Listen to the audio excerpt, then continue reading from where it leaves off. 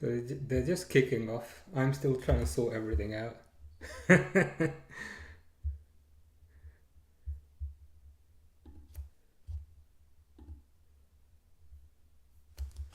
Mm, I think Twitch is working, but I don't think YouTube is.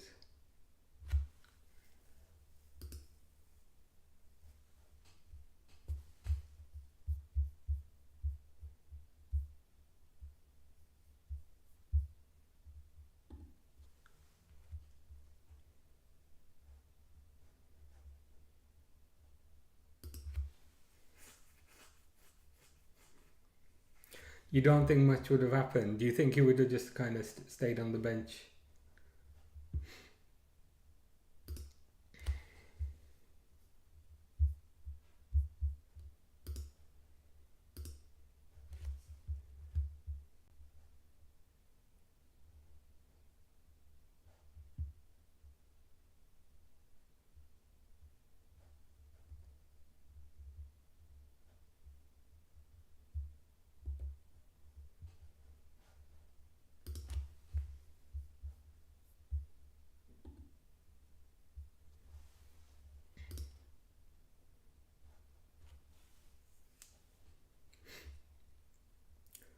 Maybe he would start over Nunes and stuff. Possibly. I think at this point I definitely would have. Can you let me know, is the stream like smooth or is it like really jumpy? Because I changed some settings and I'm getting like error messages, but so I don't know if it's working.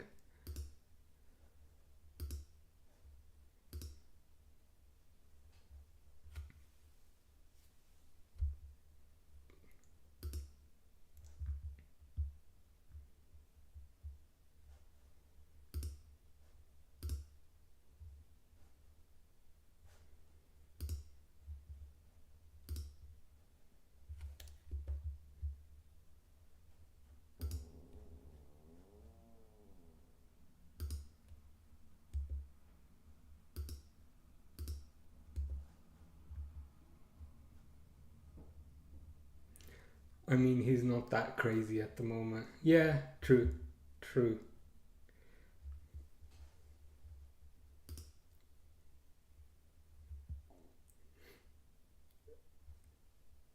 Can you let me know if that's any better now? It should be.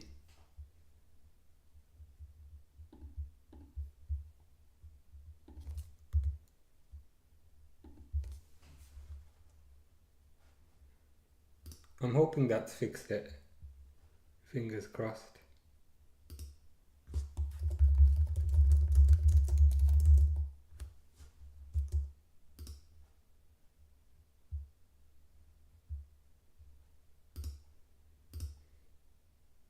Oh, it's good now. Okay, that's good. I tried to change some settings yesterday to make it better, and I think I made it worse because I was just getting loads of error messages as well, and I was like, oh God, what have I done?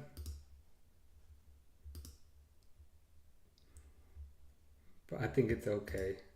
Yeah, so everything's saying excellent connection now. But yeah, so England versus Latvia. Hopefully, I can remember to update the score today.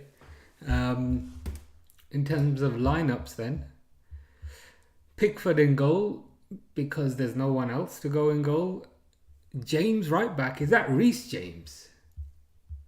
Don't tell me Reece James is fit. I'm in shock that Reece James is fit. Konza, not Kwanzaa, but Konza. I always get confused between the two. Konza and Gahey. Lewis Skelly left back. Um, after his goal the other day. Bellingham, Rice in midfield. Bowen, Rashford, and Rodgers in the three, and then Kane up front by himself.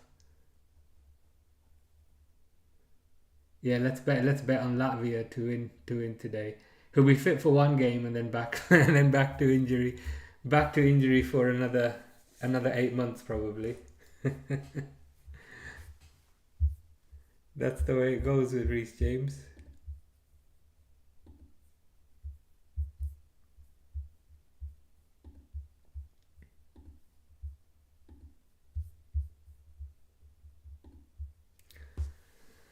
So that's Jared Bowen. So we've got Jared Bowen on the right.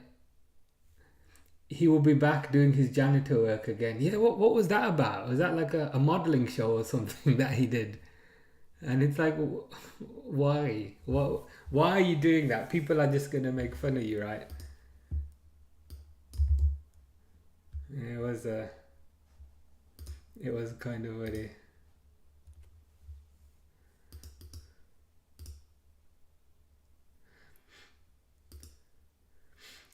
I don't know why we are even watching this game.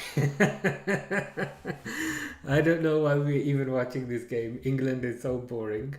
So you made 2 points there. I don't know why we're watching this game. And England are boring. And I can confirm that both points are correct. So I don't know why we're watching this game either. Um, it just felt like, in some ways, the obvious one to watch. But you're right, England are boring. They've been boring for as long as I can remember. Um, yeah, we already know England would win against Latvia. True, true. Flexi is asking, how much would you take for Diaz? Ooh, that's a good question. I think we bought him for about 37. Was it like 37 million? 37 million, something like that. And I know the market has changed a lot since then. I think if we can get 70, I know Barcelona are really interested in him, and I don't quite understand why. But I think if we can get 70 around that mark, I'd be kind of super happy. Partly because I think we can get a similar amount for Nunes as well. So then 140 million, you can do a lot with that. Um, might as well just watch the Poland game. Yeah, Poland would probably be more exciting than these guys. England are just kind of passing it around the back. Um, Romania already scored against San Marino, and Albania scored against Andorra. So it's good to see there's some goals. I wonder if we'll get as many goals as yesterday. Ooh, Bellingham. Nah, nothing happened.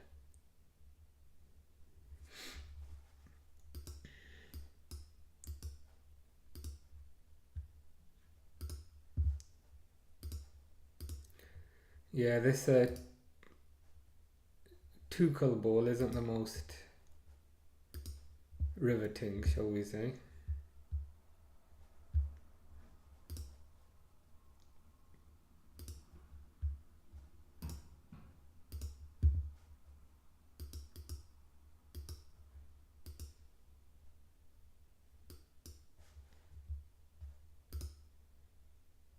Foul on England there by Siganis. Foul on Jared Bowen.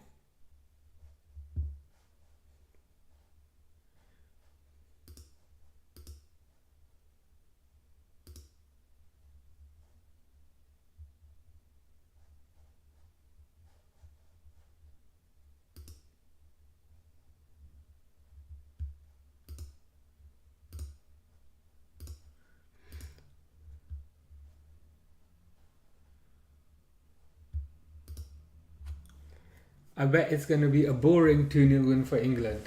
I think you're right. After the boring 2-0 win that we had the other day, um, what do you think of Arne Slot's first season? Um, Good. I mean, if I know it's easy, I know it's easy to be disappointed about the Champions League. Um, I know it's easy to be disappointed about the FA Cup. I know it's easy to be disappointed about the Carabao Cup. But if he wins the Premier League, you've got to surely give him at least a 9 out of 10. I mean, if you were to give him a 10 out of 10, I wouldn't even complain. But yeah, I mean, if he does win the Premier League, which is what looks like is going to happen, yeah, I mean, you can't really ask for much more in a manager's first season where he hasn't bought any players, and I'm not counting Chiesa because he doesn't play him. You'd have to give him at least 9 out of 10.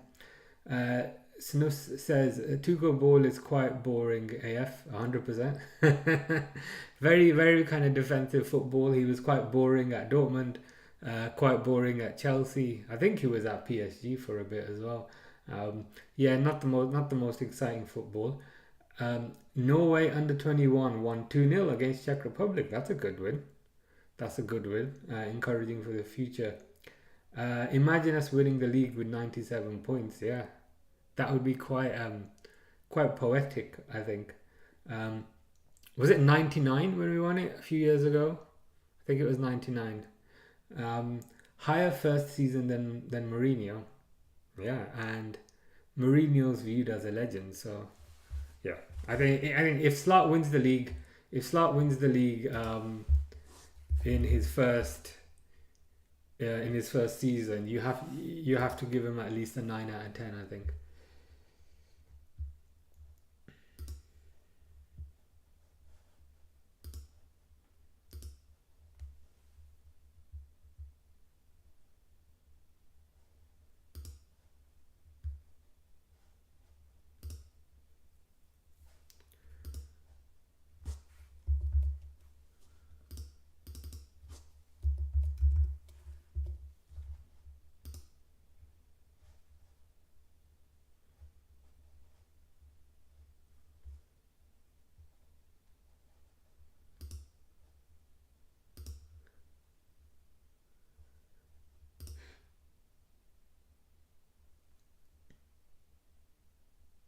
Mourinho was 94 in his first season with his defensive team. Yeah, true, true.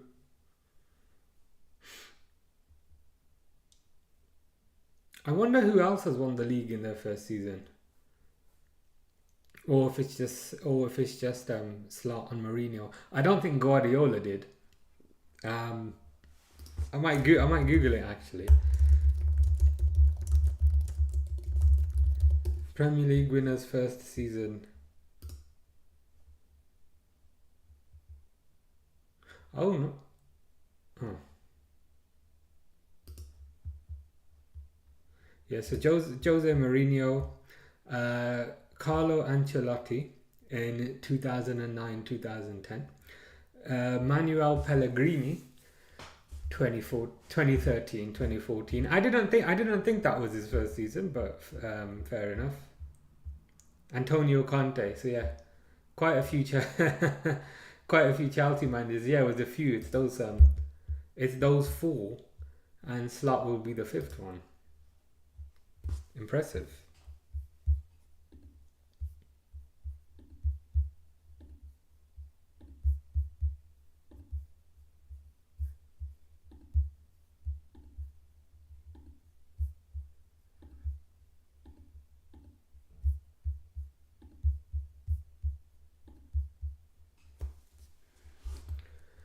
Latvia are attacking.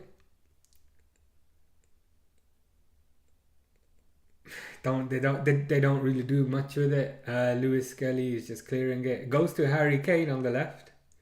Some interesting talk about Harry Kane recently, uh, which is interesting considering how much we were hating on him recently. But I know he was linked with Liverpool today, but I think that's just um, yeah. I don't know how much truth there is within that.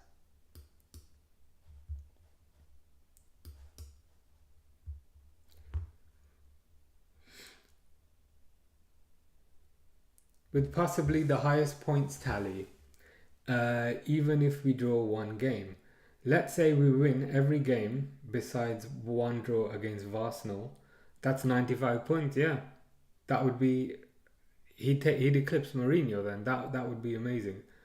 Um, but I would say if provided he wins the league, regardless of the points tally, I'd still give him like a 9 out of 10. And if anyone was to give him a 10 out of 10, I wouldn't argue.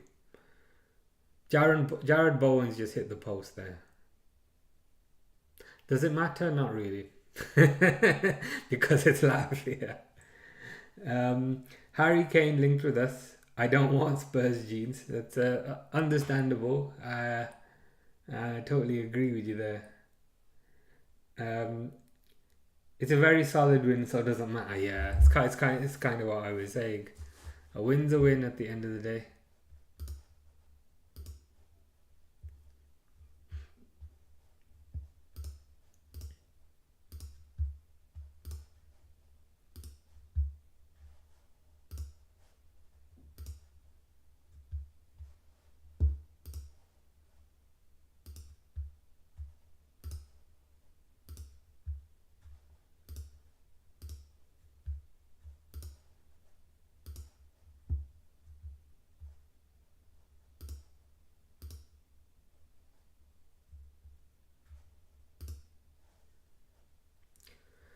So Declan Rice with the ball now. Declan Rice crossfield pass to Jared Bowen. I do like seeing Jared Bowen on the wing instead of Foden.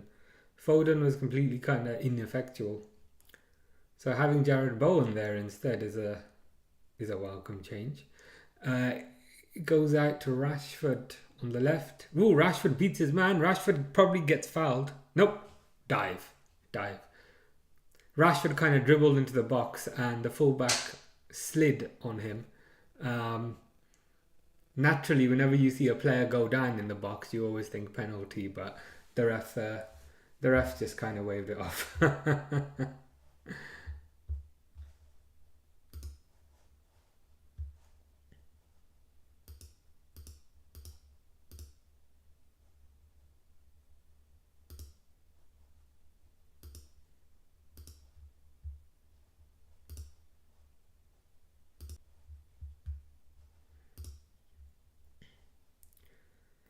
Rashford Sinus is saying Rashford is a diver. Who cares?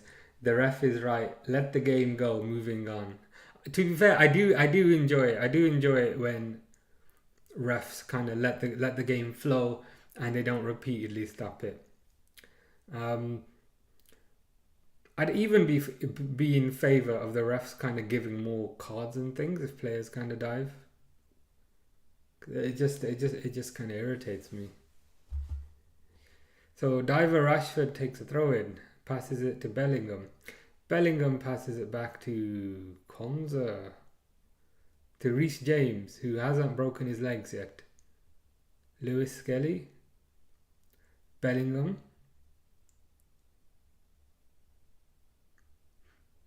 To Lewis Skelly.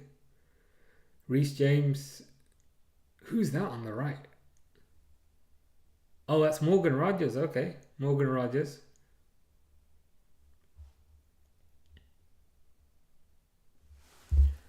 Norway beat Latvia 2-0 the last time we beat them. So if England can't, I don't even know what to say. yeah. I think England should be looking at least a 2-0 win here. Albania 2-0. So Albania showing everyone how it's done. Clearly.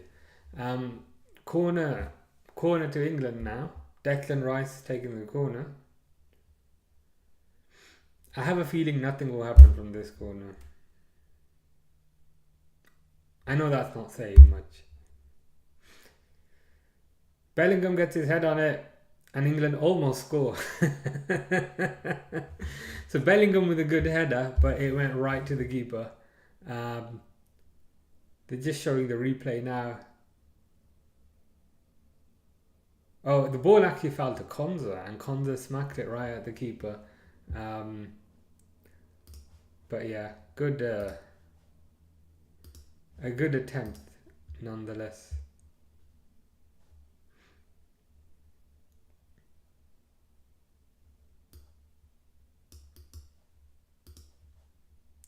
Another header by Bellingham, but the ball just kind of goes out. So England looking threatening, but not quite threatening enough.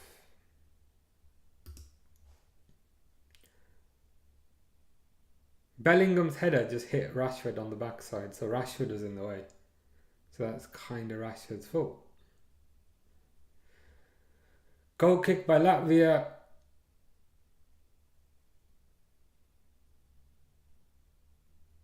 Ball just gets passed back to Pickford. Maxwell 2222 says Hey, will you cover the Liverpool versus Everton game next week? I will, for definite. Looking forward to it. I think everyone's looking forward to it. International football doesn't quite hit the same. It doesn't quite hit the same spot. Um, we're waiting for the proper football to get back, which is the Premier League. So yeah, no, I definitely will be covering that. I'm generally kind of only covering the international games because that's what's on at the moment. But it's um it's not the same. It's not the same as proper club football. So yeah, I will definitely be doing that. I think it's on Wednesday, is it? So yeah. Ball goes back to Rice. Rice plays it to Morgan Rogers. Morgan Rogers on the edge of the box. A nice through ball to Reece James. Cross. Falls to Harry Kane. Free header in the box and he heads it over. Those are those Spurs genes.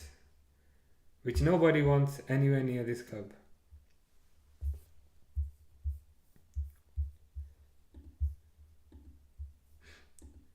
Yeah, it's like we're not gonna pay.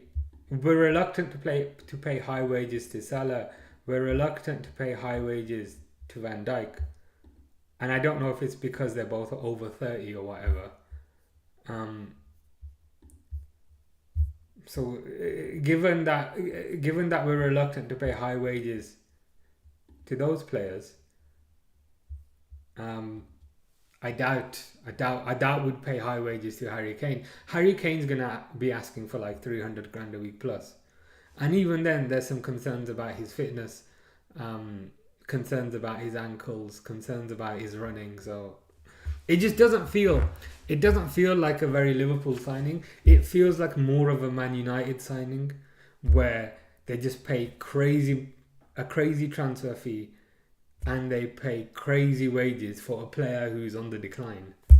Um, I know Harry Kane scored a lot of goals, but it is Bundesliga playing for Bayern Munich. If I was playing for Bayern Munich, I'd at least score a few. I mean, a few penalties, if anything. So yeah, um, it doesn't feel like a very Liverpool signing given that evidence. Um, Snus says once again you're watching the wrong game. I always pick the wrong games. I don't know if I'm cursed or something. We normally have the curse king in the chat. He might have placed a curse on me because he's always giving me the wrong games. The good thing is when Liverpool are back, there are no wrong games. So I will all look forward to that. Yesterday, I wouldn't say we watched the wrong game. Yeah, you're right. I think at the start we kind of felt a bit like that, but in the end, it became quite entertaining.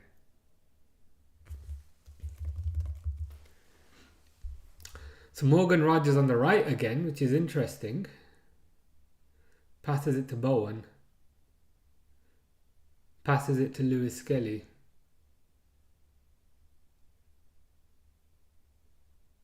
Morgan Rogers using his skills. Morgan Rogers is another player that some people are interested in. I think we were talking about it the other day. Um, some people really want him, but I think we were saying in the chat that we're a bit kind of lukewarm, where he wouldn't be our first choice. Ball falls to Jared Bowen. Ball falls to Morgan Rogers. Nothing much happens.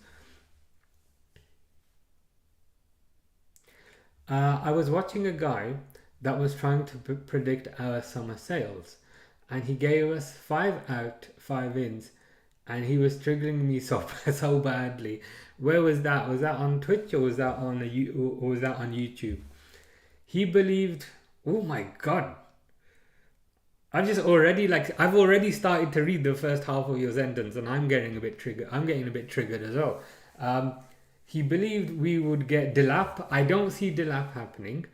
Zubamendi. I don't see Zubamendi happening because of what happened last year. There's a penalty check for England, by the way. Not that anyone cares. Uh, because Liverpool stuff is more exciting. Kirkes is one that I can see happening. Jonathan David probably not, and Cunha is one that I could see happening. So out of those two, perhaps Kirkes and Cunha. But with respect to that list, um, would it be would it is there an assumption that that Salah, Van Dijk, and Trent would stay because there's no right back in there, there's no centre back, there's there's no right winger. So yeah, a YouTube video, yeah, fair. Hato was also there. Hato's a, I mean, he's an option, but he just feels like he's a bit too young. All Red Liverpool is the channel. Okay, interesting. Not heard of that one, but I'll try. I'll try checking that out.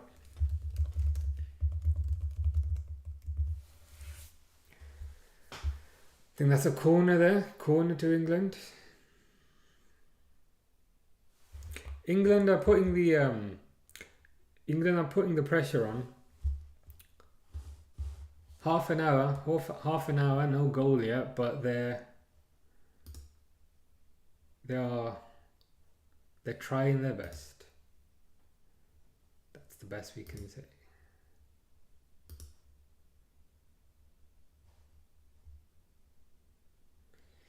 And Nunez Comp 400 says, big up.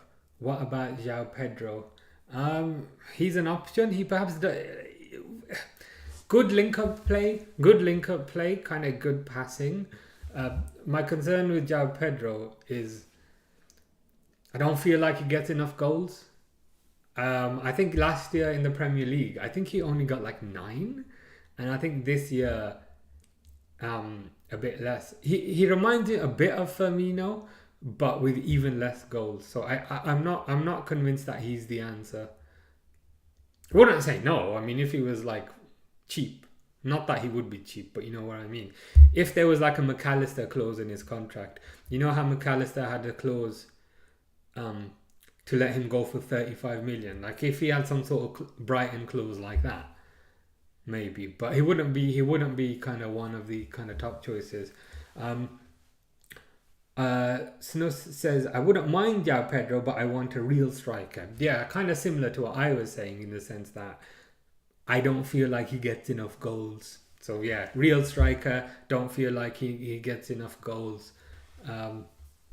Kind of similar sort of things there. Why we were wasting money on talent? Don't we want to win? I think that's a good point. In the sense that if we buy too many talents, then there's going to be like a few years where we don't win anything. Because those talents need to still learn, they still need to mature, they still need to develop their game. So in a way, it's a bit like what Chelsea did, where they just bought every young player.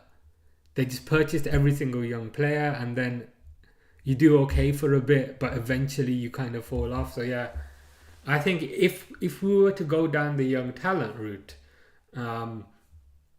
then we wouldn't be winning anything for a few years at least. I would get Isak, or at least try to get him. If they get Champions League, we won't get him. But if they don't, go hard for him. Yeah, would you on that as well? Isak is you'd have to say alongside Haaland, probably the best striker in the league. He can do it all. He can finish. His movement is very good. That's what in some ways kind of impresses me the most about Isak is his movement. Obviously his finishing is good. His dribbling is good. He's strong. He's fast. He's got good physical attributes. So yeah, if he's available, then we should be all over that. Ball just falls to Harry Kane, falls to Morgan Rogers, cleared out. Talents don't mean they will succeed. True. If we were to make a list of every single talent who ever existed, more failed than succeeded. Look at Ryan Brewster. Ryan Brewster was viewed as a talent. It didn't quite work out for him. Jordan Ibe was viewed as a talent when Sterling left. Jordan Ibe, it didn't quite work out for them. So it is a risk. So sick and tired of players like Ryan Cherky and stuff. Yes, they are low risk, high reward, but we are Liverpool. not Brighton. Yeah, true, true. Um, I'd like us to.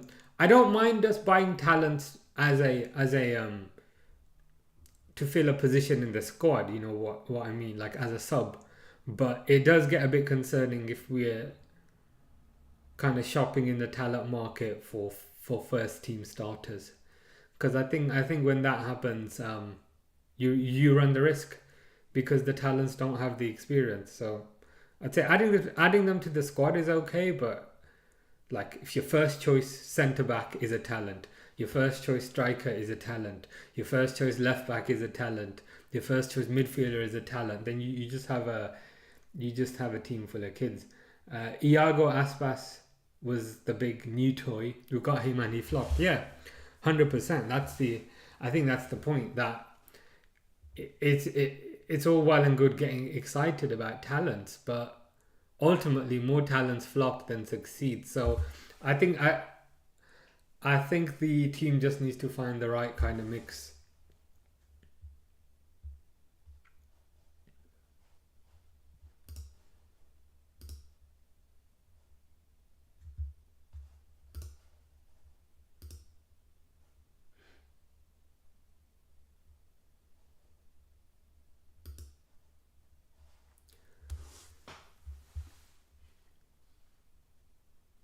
I think this might be a free kick to England. Yeah, free kick on the right hand side. It's being taken by Jared Bowen, who's probably going to whip a crossing. Do I expect anything to happen? No, but you never know.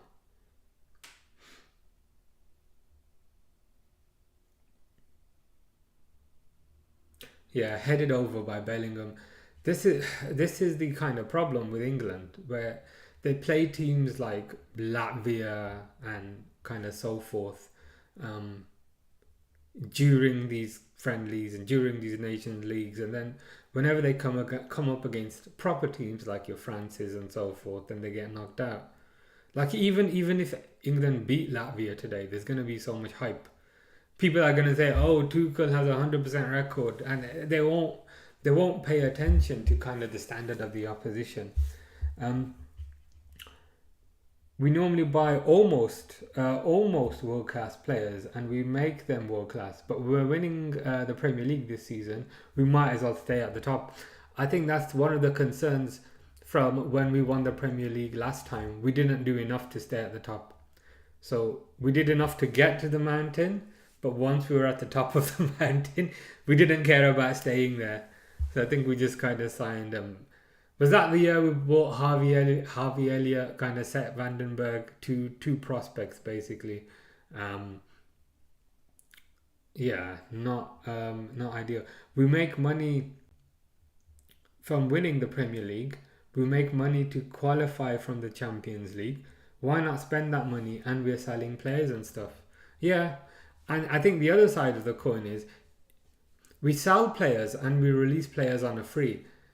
And if we just consider who left the previous summer, so um, Thiago left, Matip left, and Klopp left. Thiago was probably on 200 grand a week. Matip was probably on about 150, which is then 350. Klopp would have been on about 300 grand a week as well. So that's seven grand a week saved. Um, so we make huge savings from people who depart. So I'd like to see a bit more ambition. I'd like to see a bit more ambition. I know FSG have their way of running things and they run it like it's a business, and I get it. And there are some strengths to doing it in that way, but I just like to see a bit more ambition. Like I think the worst one for me is when we had no defenders and we got to the very end of the window and they just gave like Ozan Kabak on loan, who again was a prospect. Ozan Kabak was also a prospect at the time. And again, Ozan Kabak is another prospect who hasn't worked out. But yeah, they gave Ozan Kabak and they gave that Ben Davies guy who played no games. So yeah, I'd like to see um,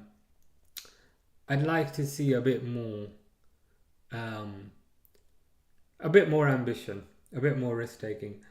Matip, Thiago, yeah, and Klopp as well.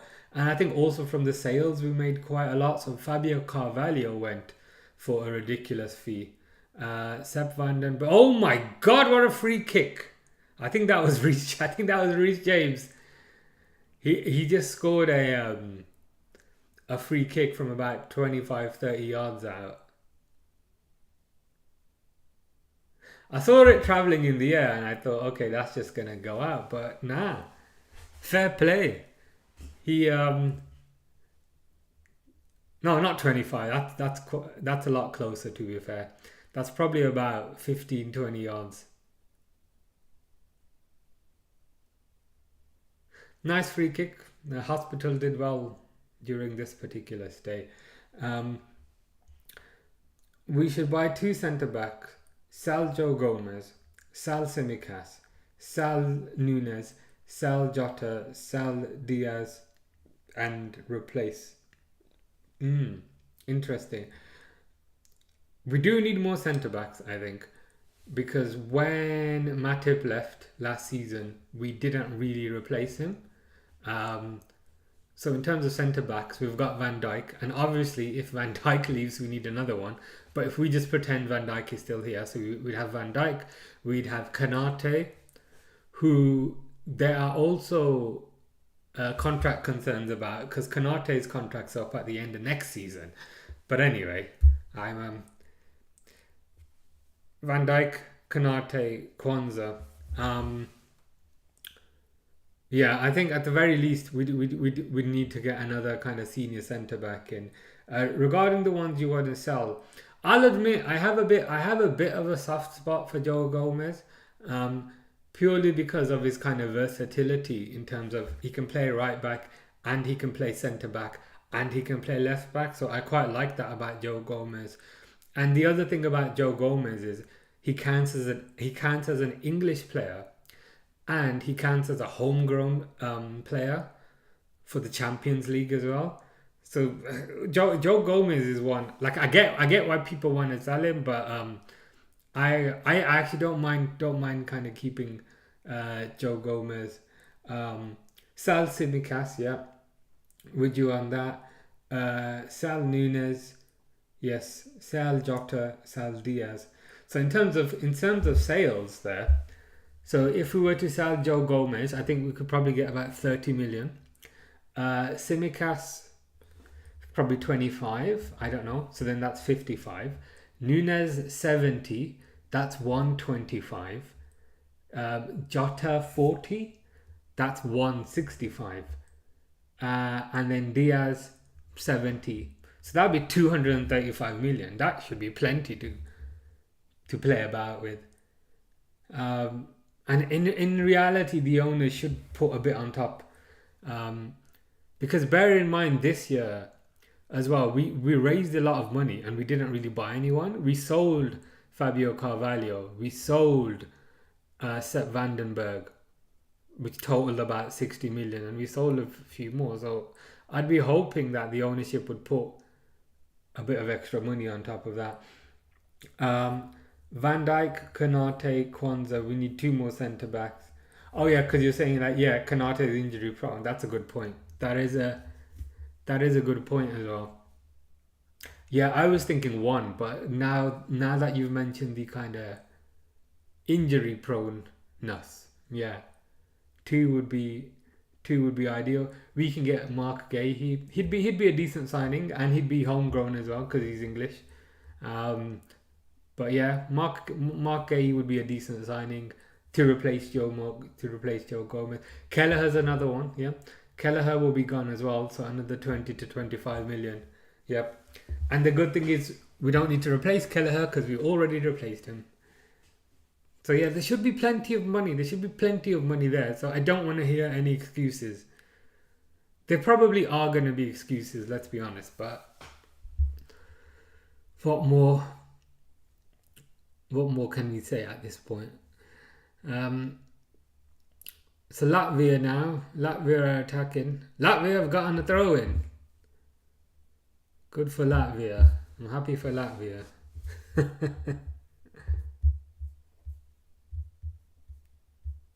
I haven't updated the score. But I will update the score now. I don't know how people always remember to do this.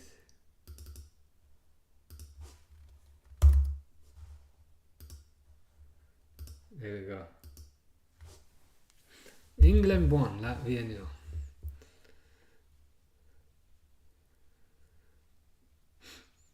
Latvia with some nice passing. Ooh, nice 1-2 by Latvia. Again, I have no idea who any of the players are, so I'm just going to keep saying Latvia. Latvia in space, number 10. Number 10 takes a shot. Ooh, the number 10 should have passed it to the right winger, who was in acres of space, but the number 10...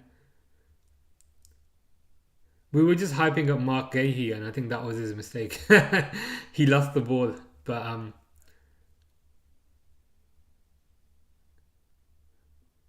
it's encouraging. It's encouraging. They are trying. They are trying something.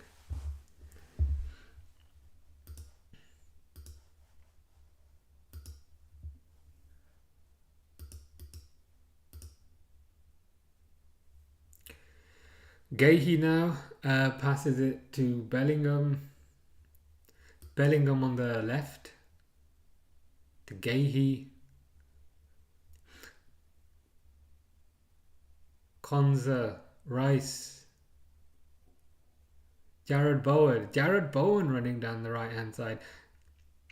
Jared Bowen has looked significantly more dangerous than Phil Foden ever did.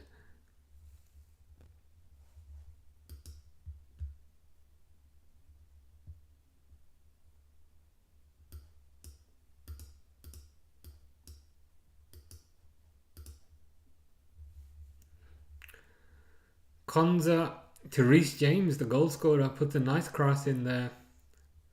Cleared by Latvia.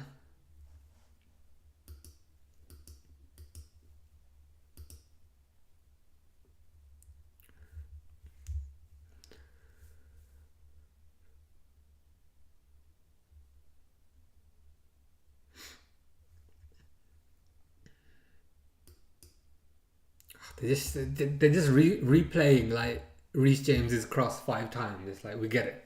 Not even his goal, like just the cross that he did. Lily Sanderson says, I miss Sadio Mane. I miss Sadio Mane, one of the best left wingers I've ever seen. He was amazing. He could do it all. He could pass. He could score. He had good strength. He was quick. He was intelligent, especially if you consider his goal against Bayern in that Champions League. I miss him as well. Definitely kind of levels above Diaz. It's a shame. I don't think the left hand side has quite been the same since he's gone, unfortunately. Snus says, who I want to come in would be something like Kerkez, so as the left back, Schlotterbeck from Dortmund as a centre back, and Huijsen as another centre back if we're able. If not, Mark Gahey, Julian Alvarez, Jonathan David, and we need a left winger. I don't know. Schlotterbeck's another one. Schlotterbeck's another one that people are talking about. Good defender. He is left-footed, I think, Schlotterbeck. So if Schlotterbeck was to come in, like, would that mean Van Dijk moves over to the right-hand side? Because Van Dijk normally plays on the left-hand side. I'd be curious to see how their partnership would work. But yeah, Schlotterbeck is another good one. Kerkez is currently my first choice for left back. I can't think. I'd rather have Kerkez over Hato, because I think he's shown that he can do it in the Premier League, and there's no kind of guarantee that everyone can. Huijsen is another one who we've been kind of watching for the last few days. Huijsen's looked very assured, also kind of given his age. The only kind of slight concern is like would Real Madrid be in for him? Because if they are, then we might struggle to get him. If not, then Mark Gahey, yep. Julian Alvarez, yeah, he's another one. I wonder if, like, I know a lot of people are interested in Julian Alvarez, and a lot of people are saying that Julian Alvarez would be their first choice. I think he's good. I think his quality. The only concern is, would he be like really expensive? Because Atletico Madrid,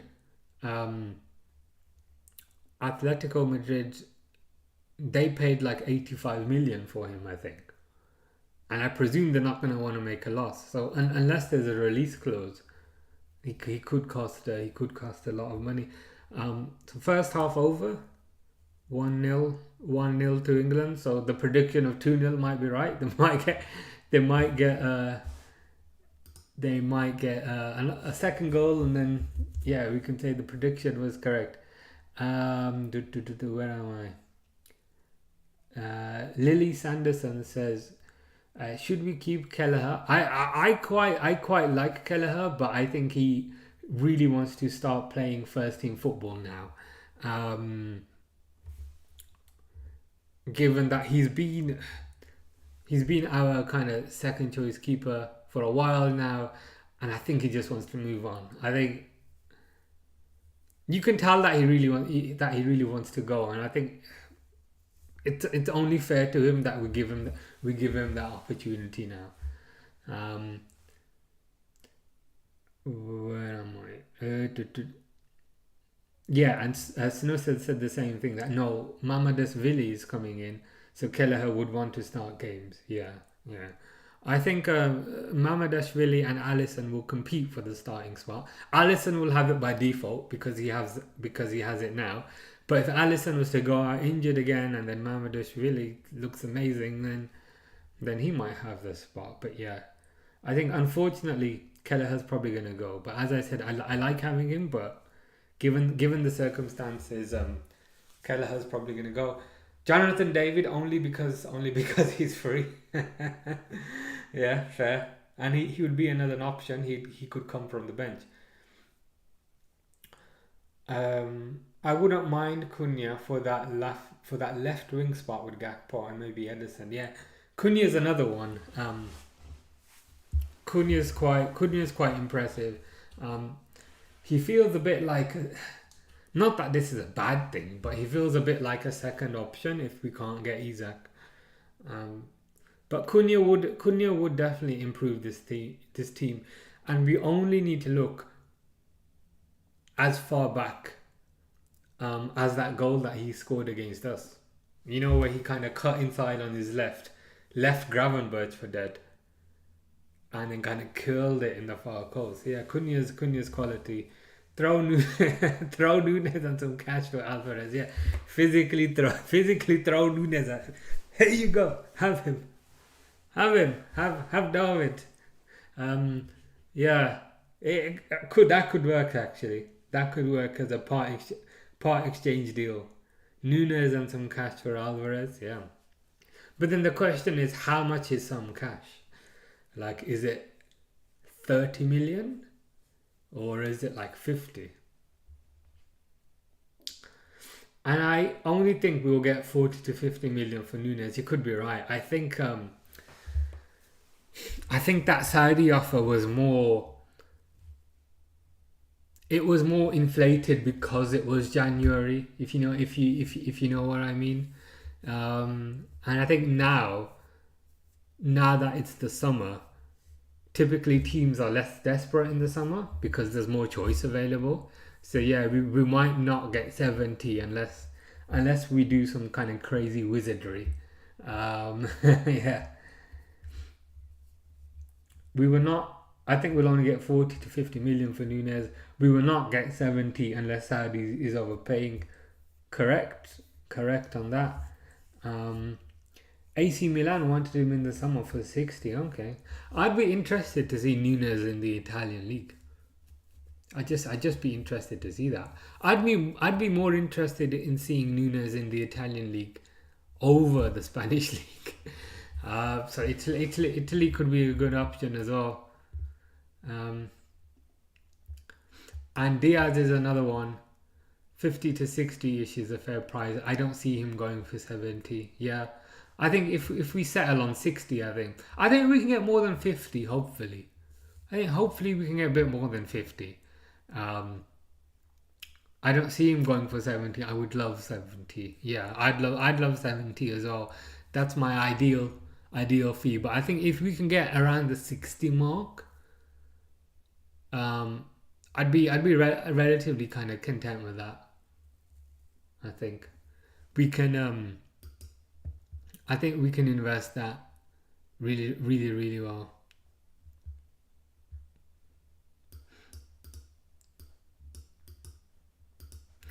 Yeah, it will be an interesting um, it will be like an interesting summer. I think I might start doing some kind of streams on like the transfer rumors and that sort of thing because that's always quite interesting. It's probably more interesting than watching England. So I think once these matches are done, I'll try kind of making things maybe a bit more Liverpool focused with transfer rumours, and then we can talk through the transfer rumours, that sort of thing. That sort of thing is always interesting. To be honest, that's what we end up doing here anyway. So I might as well just do that instead. Um, Swiss Marco says thoughts on the Liverpool Harry Kane link. Harry Kane links. Yeah, we were talking about that earlier, Marco. In the sense that I think we were saying um, we don't really see it happening. I feel like somebody's put two and two together and they've gotten five. I think if Harry Kane was a lot younger um, and was on significantly lower wages, then maybe. But facts are he's like what 32, and he's gonna want at least 300 grand a week. And there are fitness concerns. So I don't. That doesn't sound like a Liverpool type of signing. It sounds more like a Casemiro type of signing. Or it sounds more like a Casemiro type of signing, or a Rafael Varane type of signing. Like a legendary player getting on a bit now can still maybe offer a little bit, but we don't know how long they can offer it for. That's not a Liverpool signing for me. That's more of, say, that team who bought Casemiro, that team who bought Rafael Varane. It's more kind of one for them, I think. Um, we also need to know these players potential. Yeah, I didn't even think of that, but that's a good point there. To basically say, we also need to know these players potentially won the Premier League, so that could put their price up. Yeah, I didn't even think of that. That's a really good point. When they're being sold, they can say, look, this player has helped us win the Premier League right now, not like 5 years ago. This player has literally just won the Premier League, so surely that puts the price up a little bit. So I think that's a very good point. Um, I can see Man United buying him in the summer. Yeah, Harry Kane. Um, they're just showing a replay now of Harry Kane heading the ball over the box. But yeah, Harry Kane right now doesn't feel like a Liverpool signing. Um, but Liverpool won't go for him. Yeah, I doubt it. Like even if Harry Kane was on a free, like let's pretend he's on a free, right? Even on a free for like 300 plus grand a week, 400 grand a week, it doesn't feel like a deal that Liverpool would do because it feels like a very kind of short term deal. And this doesn't strike me as a team that works on a short term basis. Um, Especially kind of given the concerns that there are right now about contracts. Like three of our best players, they don't want to give mega money to, and these are three of our best players who have performed year after year. So if we don't want to pay them, like why would we pay like a stranger that kind of money? It just doesn't make sense. Um, yeah, yeah, yeah, exactly. FSG barely want to give the best winger in the world a new contract, and that new contract would be similar, probably around the ballpark of what Harry Kane would offer. So if they don't want to give it to our own guy, why would they give it to another guy? Kane won't come anywhere near the LFC squad. Yeah, I don't see it happening. If it does happen, I'll be shocked. But I don't see it happening, to be fair.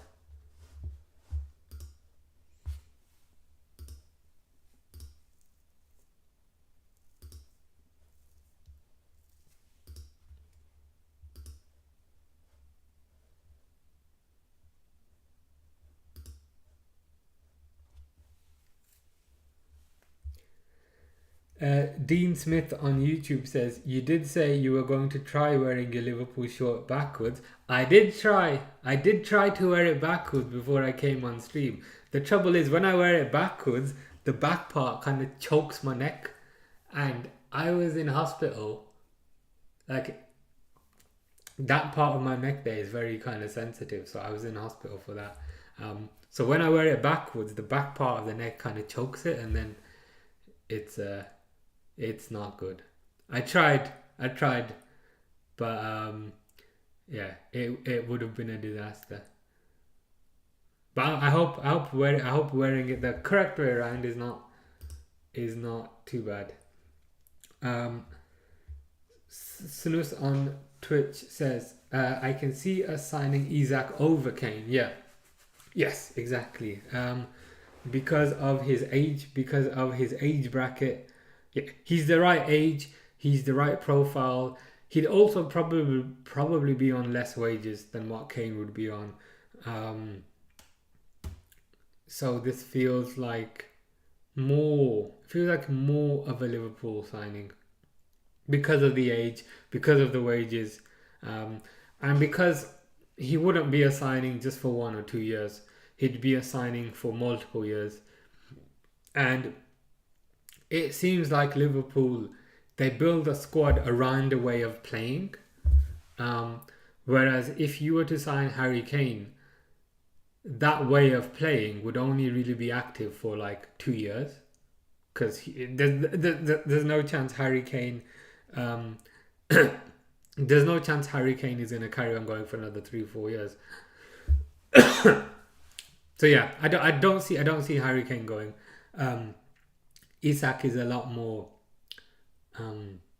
likely. Dean Smith is saying, where is your McAllister shirt? That's drying, I think, at the moment.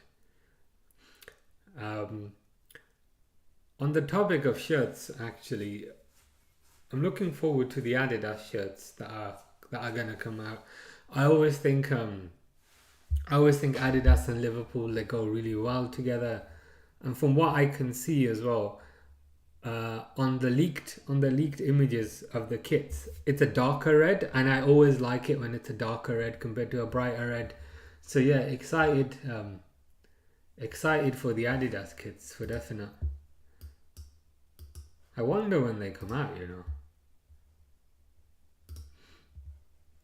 I'm very curious.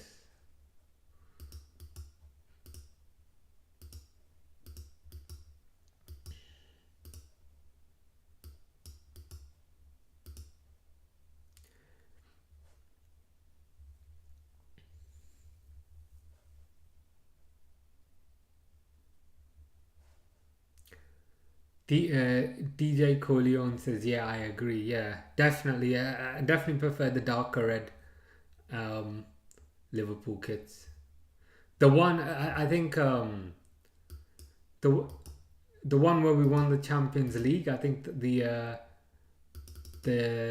New Balance one, where it was like the very kind of dark red. That one was probably one of my favorite kits so far. The Premier League one with the vertical lines, I didn't like that one kind of so much. But yeah, darker red is better. Dean Smith on YouTube says, "Can you please get me your McAllister shirt?" I would, but it's soaking wet at the moment. It's currently drying. I'll try to wear that for the next stream. Snus on Twitch says, ROFL, my mate Chelsea fan. After Reece James free kick, he's world class. Nah, Reece James can't be world class when he only plays 5 games per season, and even then, even that 5 games seems like a bit of an exaggeration. But yeah, again, it's just reactionary, isn't it? You score a free kick against the mighty Latvia, and suddenly you're world class. Like he's a I mean, he's literally like a hospital patient. I mean, he is a good player. He is talented, but again, this reactionary kind of fan bases. I think that like they're just like so desperate for like some level of happiness that they just have to hype up these players. But yeah, I think Reece James should stick to being a janitor.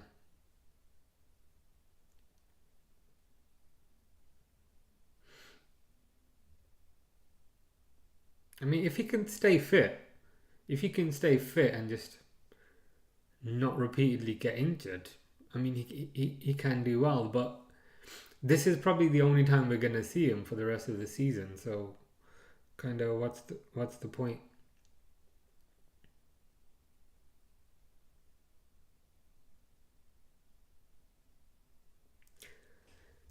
Dean Smith on YouTube says, "Can you please kindly do a live stream tomorrow at midday, wearing your McAllister shirt?"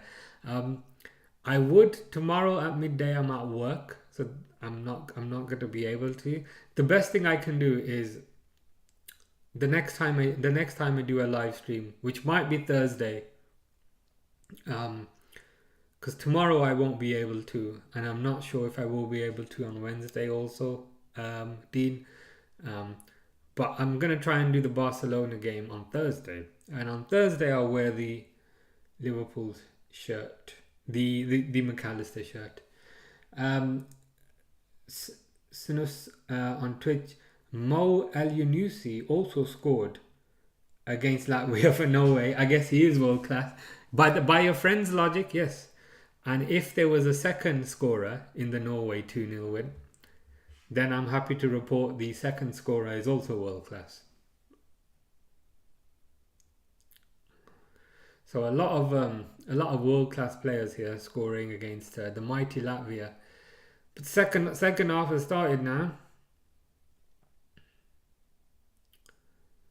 So it's Konza, it's Reece James,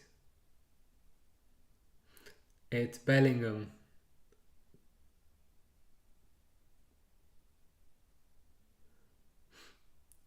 Nice through ball to Bellingham. Oh, keeper saves the ball. Oh, that was Haaland. kind of set myself up a bit there, saying yeah, Al Nusi and whoever the second one was it maybe it was Oscar Bob. That person is also a glass, but of course it's Haaland. Of course, when I say something like that, of course it's gonna turn out to be Haaland. that's just that's just the way life works sometimes. Dean Smith on YouTube says, "Can you please wear it backwards?" I tried this. I tried to wear this one backwards, but it chokes my neck, and I think the red one's gonna be even worse because it's got a collar on it. Um, so yeah, when you wear it backwards, it's just very tight on the neck, and I had to go to hospital for this area of my neck over here. Um, so yeah, unfortunately, can't wear it backwards, but the correct way I can do that. Speaking of backwards, Bellingham is passing it backwards. Goes to Reece James.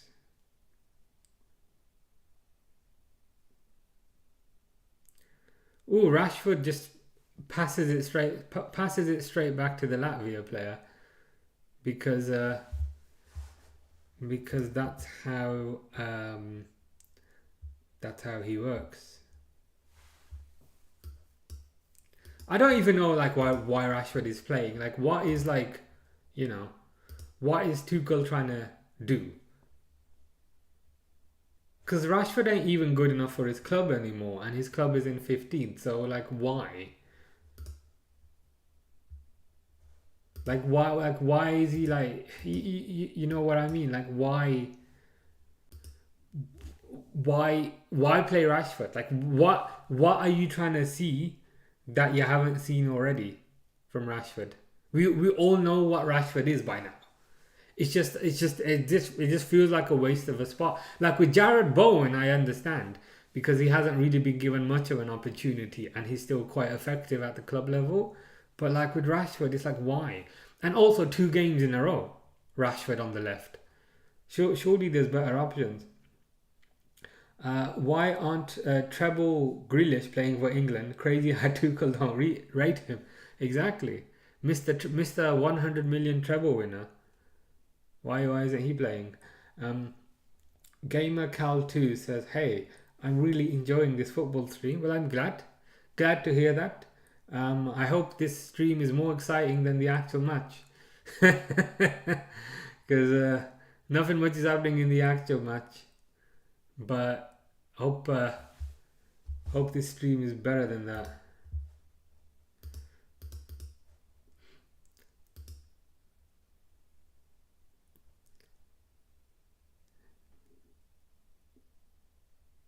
Yeah, like again, like Bellingham did like a little twisting the ball between his feet on the edge of the box, and then passes it. Tries to kick it through the player's legs, and he loses the ball. Yeah, always are. We are here chilling. Yeah, pretty much. That's pretty much. It's officially it's an England versus Latvia Watchalong, but we spend most of the time just talking about Liverpool.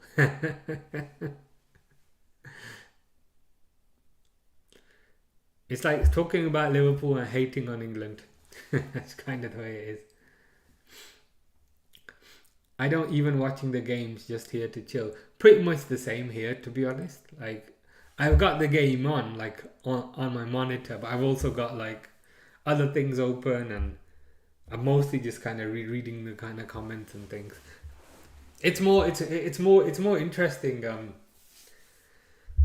interesting than the game, which is kind of why I was thinking I might start doing like transfer streams where we talk about the transfers and that sort of thing. It could be more interesting. I don't ever watch England, honestly. Yeah, England are not interested, are not the most fun to watch. And even like my friends and like people that I work with, they always say, "Oh, England are so boring." Um, so yeah, we all think England are pretty dull. It's a shame because I think if they've got some good players, and I think if they had like an attacking manager who could get the most out of them, they might then be exciting. But they had Southgate, who was a very defensive manager, and now they've got Tuchel, who's another defensive manager. So in some ways, it just feels like a bit of a shame, shall we say?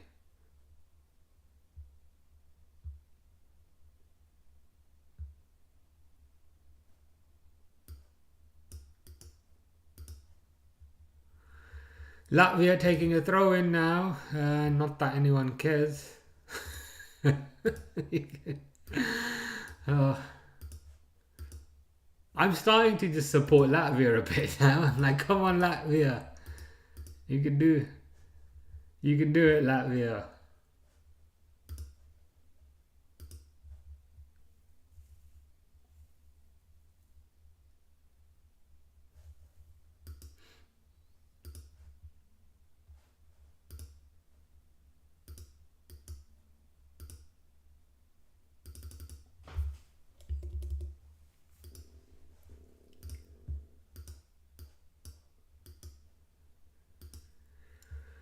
Latvia attacking down the left. England get the ball back. England are now going to kind of try and counter, are going to try and make something happen. They'll get to the edge of the Latvia box. They will smack the ball right into the legs of the Latvia player. And then Latvia will try to attack. So Bellingham's at the edge of the box, plays it out wide to Rashford on the far right. And Rashford smacks it right into the Latvia player, as I literally just said. Literally what I said would happen. England going to attack, they're going to smack the ball into the Latvia player, and then it's going to go out. Ooh, that's a tough question. That was a tough question. Start, bench, sell. Oh, God. Foden, Saka, Palmer. Okay, if it's for England, I don't know. I don't know if the question was in a general context, but if it's for England, I would start Saka because I don't know how many natural kind of right wingers that are. In general, that makes it even harder. I'll start with from an England perspective. So from an England perspective, I'd start Saka because I don't think they have many natural kind of right wingers. There's Saka and I guess there's Bowen. Whereas I think they have more kind of natural number 10. So I'd start Saka. I'd bench Foden. No, not Foden. I'd bench Palmer. Because I still think Palmer's a very good player, but there's more choice available in the middle.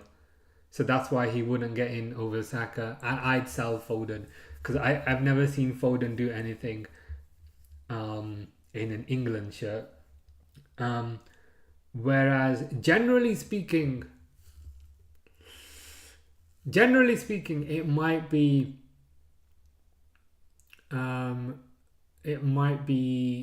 quite similar to that.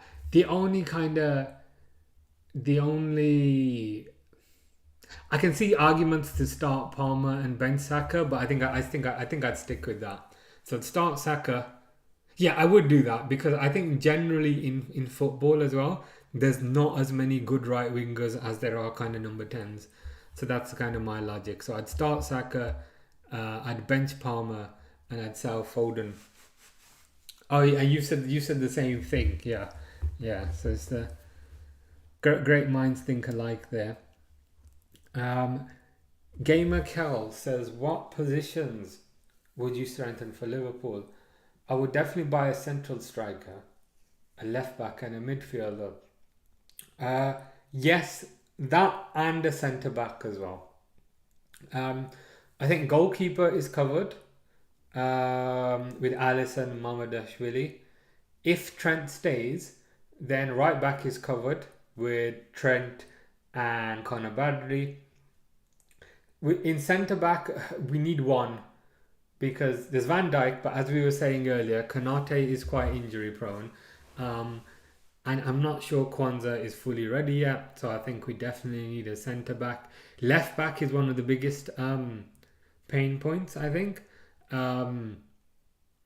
Robertson's kind of falling off a cliff at the moment, and so is kind of Tsimikas, so I think we need to sell at least one of those and look to bring someone in, maybe Kirkes or someone. I'm with you on the midfielder, Gamer Cal. I'd rather there'd be more of a defensive midfielder to provide a bit of cover for Gravenberch, because like ahead of the park we'd have Elliott, we'd have Szoboszlai, we'd have McAllister, we'd have Curtis Jones. So I'd say a more defensive midfielder, central striker. Yeah, so that's the big talking point at the moment. Like your Isaacs, Alvarez. And if those two are a bit too expensive for us, then maybe Acuna. I've heard some rumours about Ekitike, who I think is French and he plays for Frankfurt. But again, Ekitike is very young. So I'd be a bit cautious about him starting. Sinus says, Foden so overrated in my eyes. Yes, I think Foden's ability appears to be highly dependent on the team that he's in. So he performs well for Man City when he's surrounded by stars, surrounded by attacking talent. Whereas in England, where he perhaps doesn't have that, he often kind of struggles. Saka is the big star for Arsenal. Yeah, good point.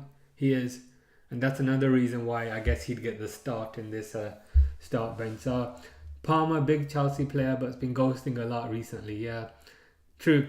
Had an amazing season last season, and I think he started well this season. Was it this season where he scored 4 goals? I think it was. Rashford with the cross there, but he just crosses it straight into the keeper's hands.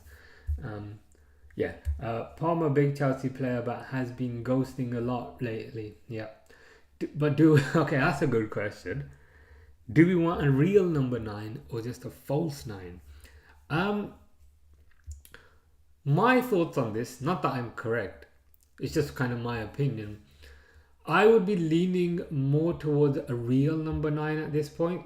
I think the reason why we perhaps needed more of a false 9 in the past was because we had like Henderson, Fabinho and Milner, and they didn't really get forward as much. Whereas now we've got Szoboszlai who gets forward, we've got McAllister who gets forward. So we have more kind of natural number 10s. And even in this system, Curtis Jones gets forward a lot more. And of course, Harvey Elliott. So I think with that in mind, I don't think we necessarily need a false 9 to be the creative outlet anymore. Because we've got midfielders to be the creative outlet. So if you had like a Szoboszlai and you had a false 9, is there a concern that they'd both kind of get in the way of each other because they're both trying to play in that number 10 position? So for that reason, I'd favor like a real number 9. But yeah, I'm curious as to kind of what everyone else thinks. Firmino type false 9 or a real Fernando Torres type. Yeah, for me, I'd be looking more at a Fernando Torres type within this team. But if it was still a Jurgen Klopp team 3 years ago, then I'd probably say more kind of false 9. Oh, that's another good question. Let's say we buy Zubimendi. So Gravenberch, Zubimendi. Would you start McAllister or Szoboszlai as the 10? I'd say it depends. On the team. So I'd say it depends on the team that we're playing. If it's a team who is going to sit back a lot, so like the lower level teams, in those kind of matches, I would favour starting McAllister as the number 10 because he can use his intelligence to kind of pick out passes. He can use his intelligence to kind of break low blocks. Yeah, as you're saying there, Snus. He can use his passing, he can use his vision to break a low block. Whereas, if it's a team that doesn't play a low block, and it's a team that comes at us, so for example, Newcastle come at us. Against the Newcastle, I'd favour more of a Szoboszlai in the number 10. But McAllister still brings value against the Newcastle. So maybe against the Newcastle, it would be a Zubimendi or Gravenberch, and then McAllister and Szoboszlai. But yeah, it's good. It's a good problem to have. Different types of players who have different strengths.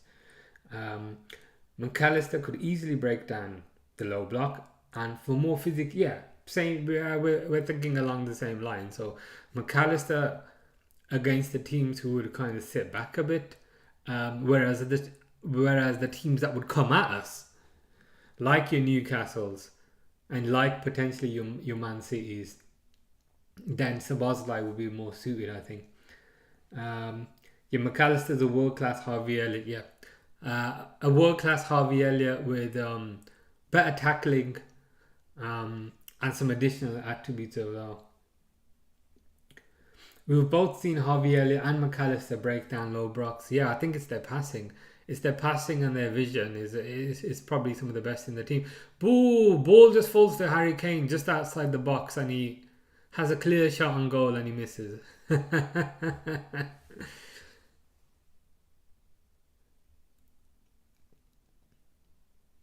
Yeah, Harry Kane just missed the target from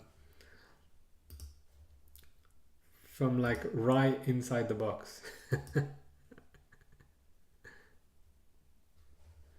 He's been missing a lot. He's been missing a lot, good old Harry Kane recently. Must be those Liverpool links have got him all flustered.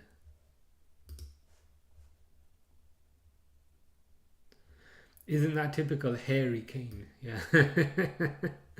Typical, yeah. Miss quite a few shots and then score a tap in and then celebrate like he's the best thing on earth.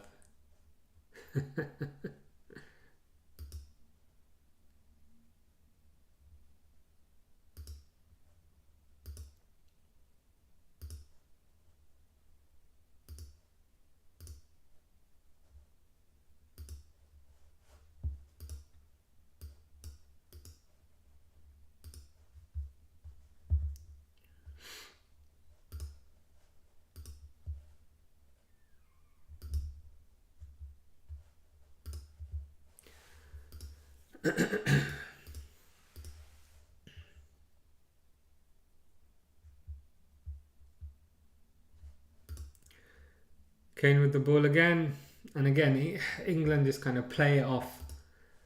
They try and do a intelligent pass and they end up just smacking it right into the player.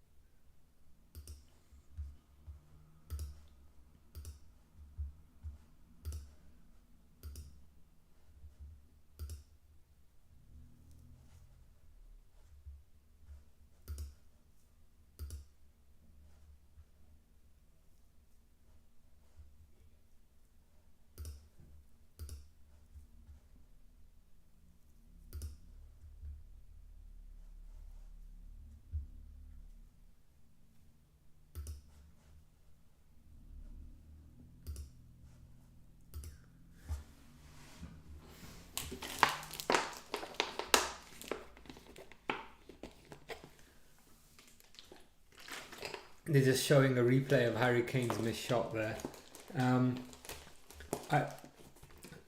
Sinus says, I wouldn't mind Zubamendi, but I don't think we will go for him for all the time waste for him. Yeah, I don't think so either. It kind of sends the wrong message as well to perhaps other players to say you can mess us around, and even if you mess us around, we'll come back in for you. So I think it would also kind of send out the wrong message. Speaking of sending out the wrong message, Phil Foden's coming on, so that was great timing. But yeah, it would send out the wrong message to other players who we are interested in, to say, yeah, you can mess us about, and even if you mess us about, we'll come back for you. So yeah, I don't think it will be Zubamendi specifically, but it will be a Zubamendi type of player.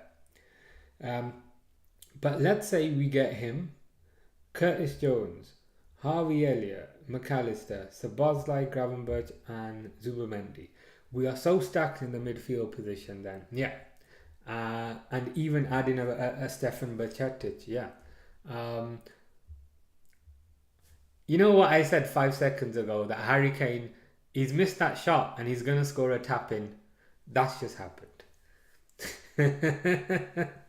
So it's like, you just know because you've seen it, you've seen this happen. You've seen this, and I'm gonna update the score.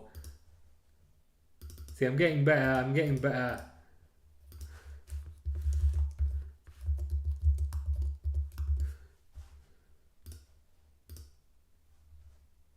There you go. And I'm even, I'm even gonna write tap in.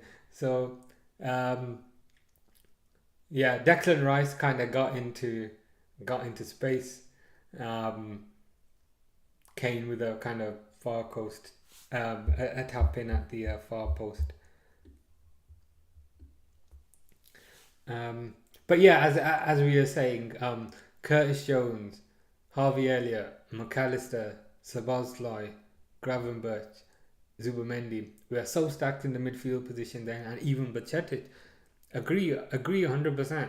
And I think it makes a nice change from the situation we were in a few years ago, where we didn't have any sort of midfield. We had Henderson, who was getting on a bit. We had Fabinho, who was getting on a bit. We had Milner, who was getting on a bit a few years ago, and so was beyond a bit at this point. We had Oxlade-Chamberlain, who just was too injured to ever play. We had Naby Keita, who was too injured to ever play. So it's the midfielder has made a 360 to a certain degree, or 180, I guess. Um, so yeah, midfield starting to kind of get stacked. It's stacked and it's quite young as well. So Curtis Jones, early 20s. Harvey Elliott, I think, is 20. McAllister, I think, is 25. So Bosley, I think, 23. Gravenberch, I think, Gravenberch is early 20s. Zubamendi's probably like mid 20s. So yeah, stacked and quite young. And also Bacetic, who's probably around 20. T Swift 20 says, how is the Liverpool Legends game? Very good, very entertaining. Two goals for Peter Crouch. A lot of legends were there. So we had Dirk Kuyt, Steven Gerrard, Peter Crouch, Claude Makélélé, Gianfranco Zola. I really had fun for something that I thought, I'm not sure if I'm gonna enjoy it, or I'm not sure that it's worth the money. I'm not sure it's worth the effort. Like I thought it was great. So I definitely go again. Um, Declan Rice assist. Well, yeah, world class shout is gonna come from the Arsenal fans. Yeah, Arsenal fans and Chelsea fans can argue who's more world class, Reece James or Declan Rice, based on their performance against Latvia. The funny thing as well, it is 2-0, which is what was predicted at the start. If it stays like this, it would be quite funny. Legends match is always a fun thing. Yeah, yeah. They're always good. They're always good to watch on the TV. I was excited when I booked it a few months ago, and then a few days ago I was like, oh, I need to go. I need to catch the train to Liverpool. I don't know if I have energy for this, and the train was full. The train was full of people with Liverpool shirts on. But yeah, no, I really enjoyed it. I thought it was good. Declan Rice or Caicedo? Probably Caicedo.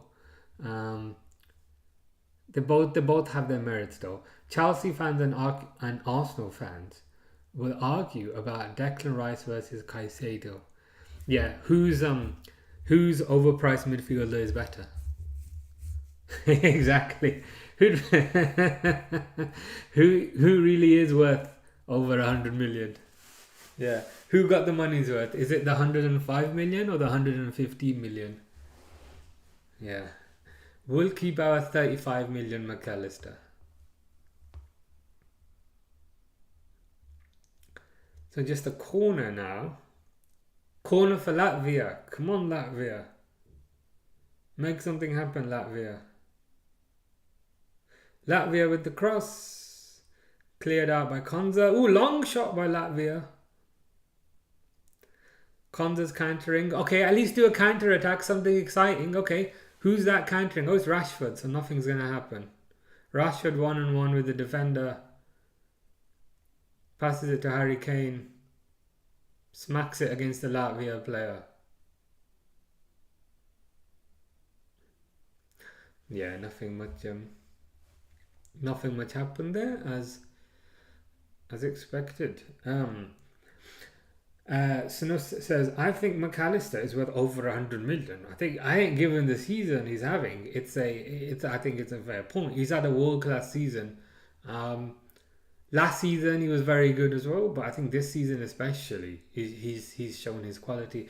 I think we got lucky getting him for 35 million. I think there was some sort of clause in the contract, but I remember like before we signed him, like the news and rumors were saying okay, it's probably going to be like 65, 70 million, and then it was like okay, it's probably going to be 50 million, and then we got him for 35, which is a no brainer, a no brainer for that price. Um, McAllister is the real player in that convo. He is. Um, Too bad we got McAllister, Endo, and Sabozlai for the same price as Casado. Yeah. So McAllister I think was about 35. Sabo was about 60, so then that's 95. And Endo I think was 17. So yeah, pretty much exactly the same. Maybe slightly cheaper, but yeah, we I think that's the thing as well. We needed to do a whole midfield rebuild, so we had to get a few players, but it's worked out quite nicely. You mean back to back seasons? Yeah, yeah. He's been a top player. I made the right choice getting the McAllister shirt. I could have gotten who could I have gotten on the back? Uh, I could have gotten somebody else, but no one's really played that badly. I could have gotten Robertson at the back. That would be a bad decision. But yeah, McAllister's been a safe bet. Um, Him scoring that penalty against Man United right before he signed for us. Yeah, McAllister like he's quite good on penalties. Like if Salah was to leave, I mean Salah is gonna leave eventually. And if McAllister's still here, I'd like to see McAllister on penalties. McAllister's very good at penalties. Sabozlai is also very good at penalties. Oh, Eze just kind of cuts in and makes it 3-0, and I'm going to update the score. I'm getting better at this.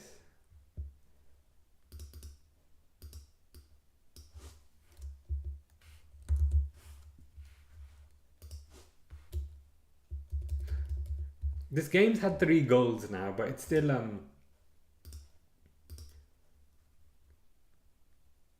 not quite as exciting. So it's played out to the left. Eze 1-on-1 with the defender. He did his little tricky tricks. Cut inside on the right, smacked it low, and the ball kind of bobbled in. Just watching the replay there.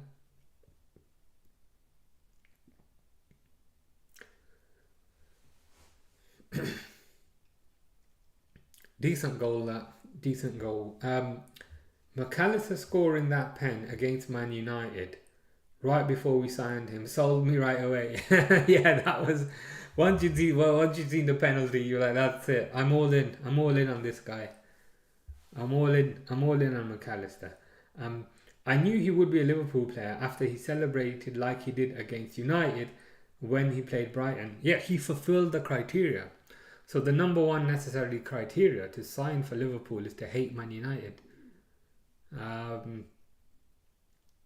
So yeah, that's all we needed, to be honest. Morgan Rogers is breaking forward now. Have Latvia given up? Morgan Rogers with a left-footed shot, but it just goes wide.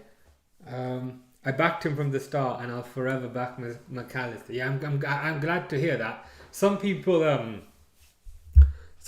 especially on kind of YouTube and things, were kind of hating on McAllister, saying that, oh, he's not physical enough. He's not, he's not fast enough. Speaking of not physical and fast enough, Jordan Henderson's coming on. Again, I'm not timing this deliberately. It's just the same. Like it's just something's happening. But yeah, people were saying McAllister's not physical enough. He's not kind of fast enough. So quite a few people were hating on him, but he did well last season, and he's done good this season. We're very lucky to have him. He's a starting Argentina international as well, as everyone knows. So top player. So Curtis Jones is coming on. Jordan Brian Henderson is coming on, and Kyle AC Milan Walker is coming on. I'd be interested to see who they're coming on for. He is my type of player. Yeah, I definitely see that. Technically very good. He isn't physical or fast, but his IQ is so high, so he knows exactly what to do. True, I would say he's deceptively physical. Like he's good. He likes a good tackle. Like he's not the biggest. He's not like He's not like 6'4" like Gakpo. He's not like super super jacked, but like he likes a good tackle. He likes a good tackle. Um, but his IQ is very high. Yes, he sees things. He sees things that not every player sees. Um, so I think we're super lucky to kind of have McAllister, especially for the fee that we paid. I think um, that's the thing you said there, Snus. Joel Linton would bully him, and he did when we played Newcastle. Yeah, I think Newcastle's midfield is just so physical. Um, they've got Joe Linton, who's literally a monster. He's like 7'10", and he isn't just tall as well. Like he's literal muscle. He's quick. Um, Bruno, who's Bruno's similar to McAllister in some ways, and I think so is Tonali. But yeah, that midfield that they've built is pretty amazing. Uh, the annoying thing is a little bit. We were linked. We were linked with Bruno Guimaraes back in the day. I think Michael Edwards really wanted to bring Bruno Guimaraes in, but Klopp said no, and then Henderson ended up staying. But yeah, the midfield that they've built is pretty amazing. And Sandro Tonali is another one. Sandro Tonali, being from Italy, um, I wasn't sure how he'd adapt. I wasn't sure how he'd adapt to the Premier League, whether the league would be kind of too fast for him. Um, but Tonali's done really good. He just needs to go do a bit more betting so he goes missing again. So let's get him on the bookies again so that he gets another suspension. But yeah, when he's playing, he's good. We need a Bruno G over an 8 Tonali, but Jesus, yeah. Yeah, Bruno G. I don't want to say surprised, but I was surprised a little bit when Newcastle got him, because back then they were just starting out this journey, and I was like, wow, okay, Newcastle have got him, but fair play to them. He's worked out for them. Newcastle have had some very good signings. So Bruno G's been very good. Obviously, Isak's been really good. Joe Linton, who was playing up front, they've now converted to a midfielder, and he's really good. Livramento, really good. Trippier's been quite good. Botman, quite good as well. So Newcastle have spent money, but they haven't spent it in the wrong places like Man United. They've spent it in the right places and they've gotten the right players. So I mean, fair play to them. Tonali was definitely my favourite midfielder at AC Milan. I wanted him badly at Liverpool. Yeah, did you see the Newcastle video when he joined? He didn't look too happy. He didn't look too happy about leaving AC Milan. I think his partner was with him, and his partner was like, "Look how nice the training room is," and he was like, "Yeah, the Newcastle training room is nice, but the AC Milan one's better." Yeah, yeah. I think did you buy him from Napoli? I don't know if it was Napoli, but I think you did buy him from another Italian club. I can't remember who. Because like back in the day when I used to play Football Manager, I'd always buy Sandro Tonali, um, but I can't remember who from. It was another Italian club beforehand, um, but kind of glad we didn't go for him because of the betting charges. Yeah, that was a bit unfortunate how that whole thing happened. And now I want Reinders from AC Milan. Yes, he's one that we saw yesterday and a few days ago for Netherlands. It looks like a good player, Reinders. Yeah, he loves AC Milan. They were forced to sign him because of the PSR. Yeah, it's one of those things, PSR. And I think similar sort of things might happen to Newcastle. Um, similar sort of things might happen to Aston Villa as well.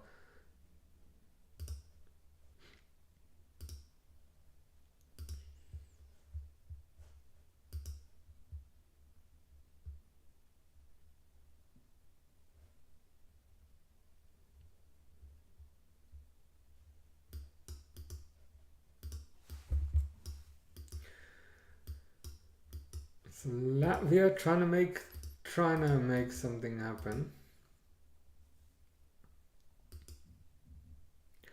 Playing it to their left back again. I have no idea who their left back is. Curtis Jones wins the ball high on the pitch. Good for Curtis Jones. He then passes it to Eze. But Eze unfortunately smacks it against the first defender and the ball goes out.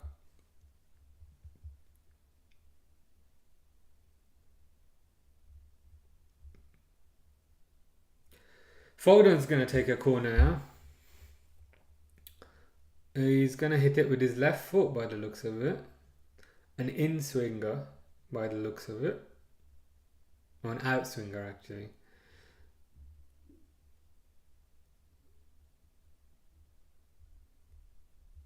Rubbish corner. Goalkeeper. Goalkeeper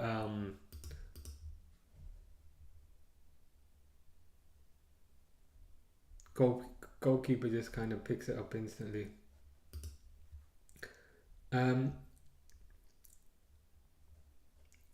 So he loved AC Milan. They were forced to sell him because of the PSR rules. I would love to see Tonali back at AC Milan one day. Who knows if it would happen? It's entirely possible, I guess. 1 second. What's Tonali's age? Okay, so Sandro Tonali's only 24. I thought he was a lot older than that, to be fair. But the guy's 24. It must be the beard, right? It makes us look older.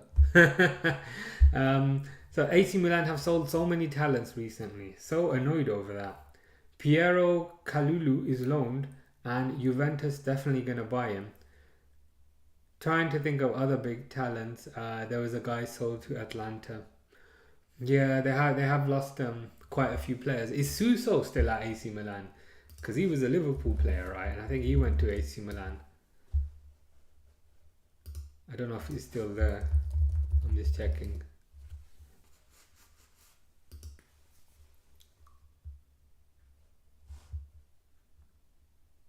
Oh no, I'm 5 years out of date with that. So he's at Sevilla. He's been playing for Sevilla for the last 5 years. No.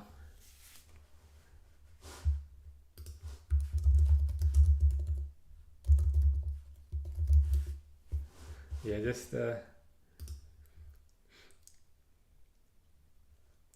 slightly out of date. Just looking at the squad. So you got Mike Magnon, good keeper, good French keeper there. Theo Hernandez, very good left back. Kyle Walker, who we're seeing today.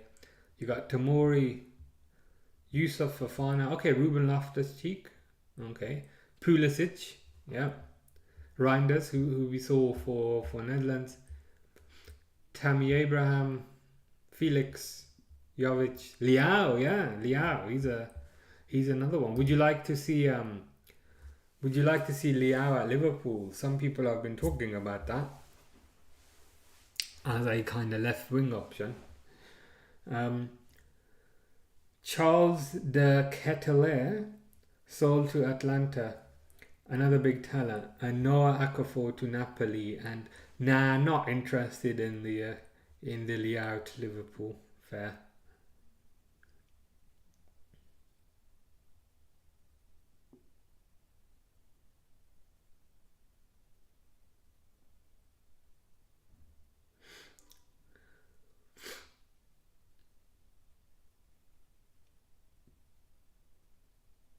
England again, it's like England are winning 3-0, but this doesn't really feel like a 3-0 performance, if you know what I mean. it will get hyped up as, oh my god, the 3-0, like 3-0, yeah, 3-0 performance. But like, does it really feel like a 3-0? I'm not 100% convinced. Um, I feel he's not good enough for Liverpool FC, so that's Rafael Leao. They would want 100 million for Rafael. Maybe more isn't worth it. Um, yeah, I think you're right. I think Liao in particular has that PR, like he's a big name, and I think whenever you get big names, they often come with big price tags. Like if he was an unknown quantity and we could get him on a good deal, then maybe. But because he's got a reputation, because he's quite famous, yeah, I think 100 million would take a lot out of the budget, so probably not the best option.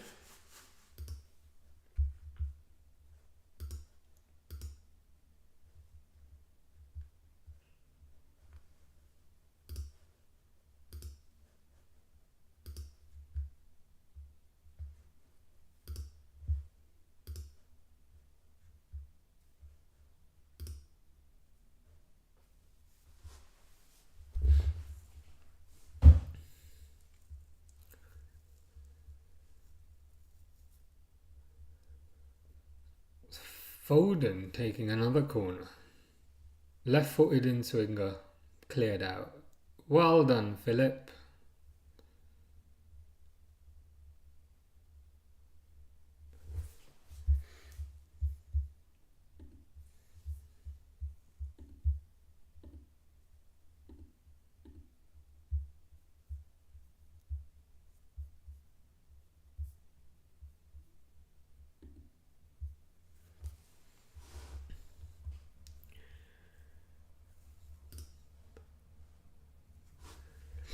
Santiago Jimenez, Reinders, and Francesco Camada is the only players from AC Milan that I would take at Liverpool.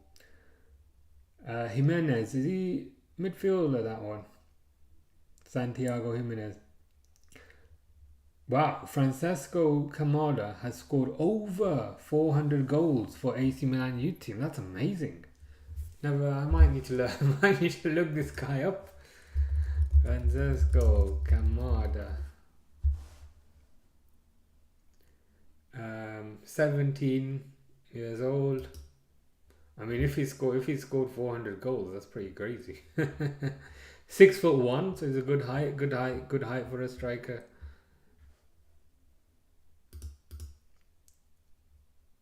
Ah, of course, Jimenez. Yes, that Jimenez. Yes, of course. On a slot, Jimenez.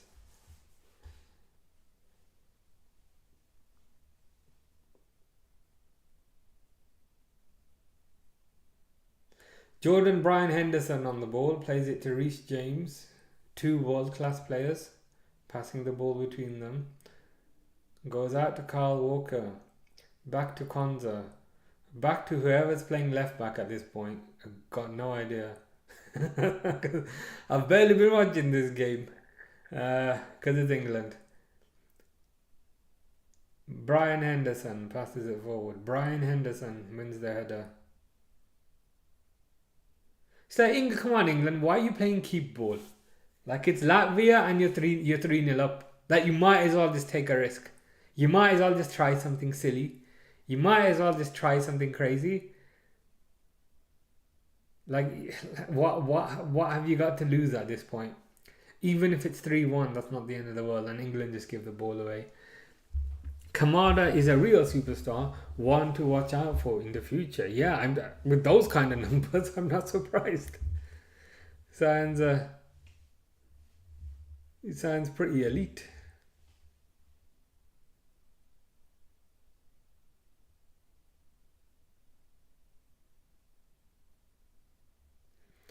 Brian with the cross.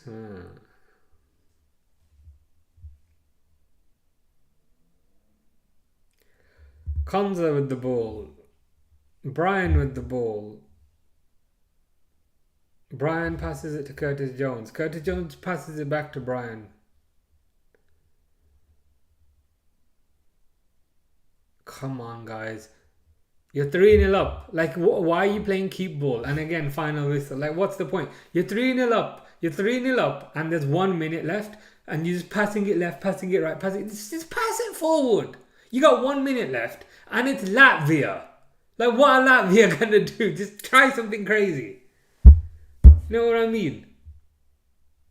Like, if you were like 1-0 up, if you were 1-0 up in a Champions League final, I'd understand you playing left, right, left, right, left, right so they can't get the ball. But you're 3-0 up against Latvia in a game that doesn't matter. Just pass it forward. Heck, take a shot from 50 yards. Just do something. It's just frustrating.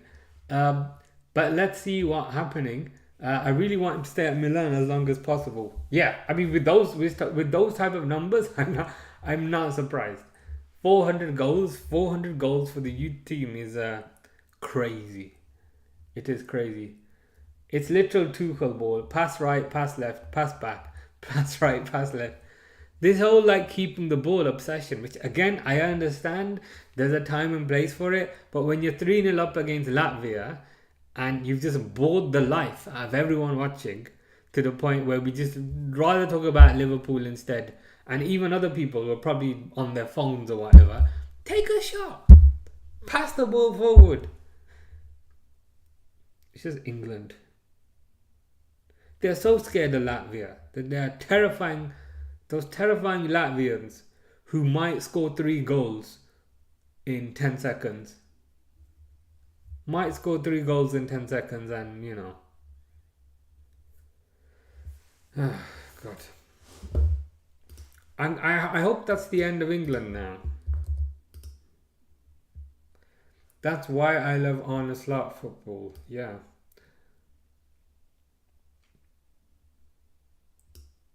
We pass right, pass left, but Jesus, haha. At least we create chances. Yeah, we wait for the opportunity, we wait for the chance, but then when the chance comes, we take it. These guys here, they had chances, but they were just passing it left and right with a minute left. Like, why would you run down the clock against Latvia when I don't know when you're 3-0 up? But hey ho, that's a good win for England. So in terms of the next stream, then I won't be around tomorrow. I think it might have to be Barcelona on Thursday. Yeah, so it's Barcelona Osasuna on Thursday.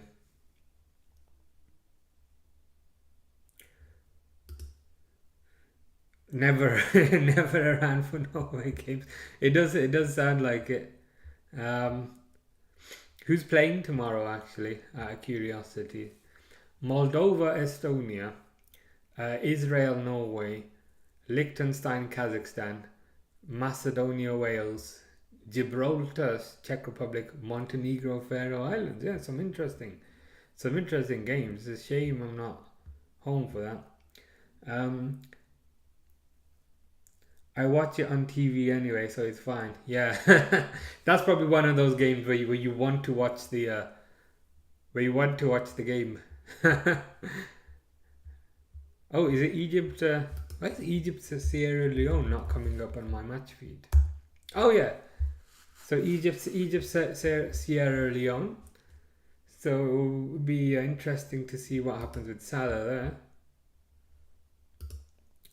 Wednesday I'm not around either, but Wednesday there's Argentina Brazil, but it's like at midnight and I'd be asleep anyway. But yeah, so the next one probably Barcelona Osasuna. That could be good. Nothing much on Friday, and then Saturday I was gonna say the Premier League's back, but it's the FA Cup. But yeah, I'll figure it out. But yeah, cool. So Boo India. Boo. Yeah, FA boring. Like even when I looked at it, I was like, oh, FA Cup, and then I was like, oh, it's Fulham Crystal Palace. No, really want to watch Fulham Crystal Palace. I mean, Brighton versus Nottingham Forest. That could be interesting. Brighton are always decent. Um, Nottingham Forest doing well. Um, but yeah, cool. All right. So that's this. Mitoma will cook, and maybe Jao Pedro will cook, and we'll see. We'll see how Nottingham Forest get on. But yeah, I'll be back on Thursday, guys. So hopefully doing the Barcelona game. But yeah, thanks for your time. Hopefully this stream was more interesting than the England team, because God knows no one likes England. But yeah, I'll be off. Take care, guys. Thanks for your time, and yeah, we'll catch up soon. Thank you.